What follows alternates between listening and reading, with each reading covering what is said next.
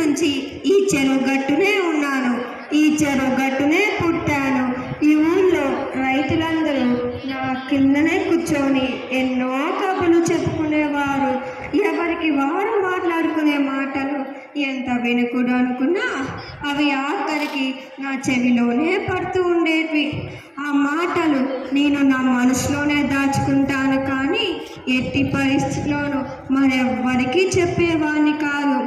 పనులేని రోజుల్లో గ్రామస్తులకు నా నీడే ఆశ్రయం. నా చల్లదనాన్ని అనుభవిస్తూ ఉండగా నా కొమ్మలపై రకరకాల పక్షులు గూళ్ళు కట్టుకొని కాపురం ఉంటుంటే అవి వాటిపై గడ్డలు వేస్తున్నాయని కోపంతో నా ఆశ్రయం నుంచి వెళ్ళగొట్టడానికి ప్రయత్నించినప్పుడు ఆ పక్షులు చేసే గోలకు వినడానికి నాకు ఎంతో బాధగా ఉండేది. మా ఊరి ప్రెసిడెంటు నేను చిన్నప్పటి నుంచి చూస్తున్నాను.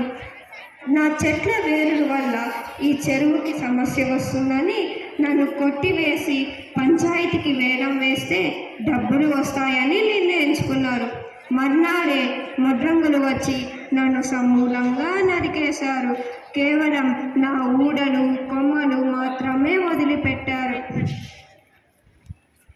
ఈ మనుషులు ఎందుకు ఇంత క్రూరంగా ఉంటారో. కొత్త ఉన్నంత వరకు చికిత్సడానికి ప్రయత్నించడమే నా ధర్మం. ధన్యవాదాలు.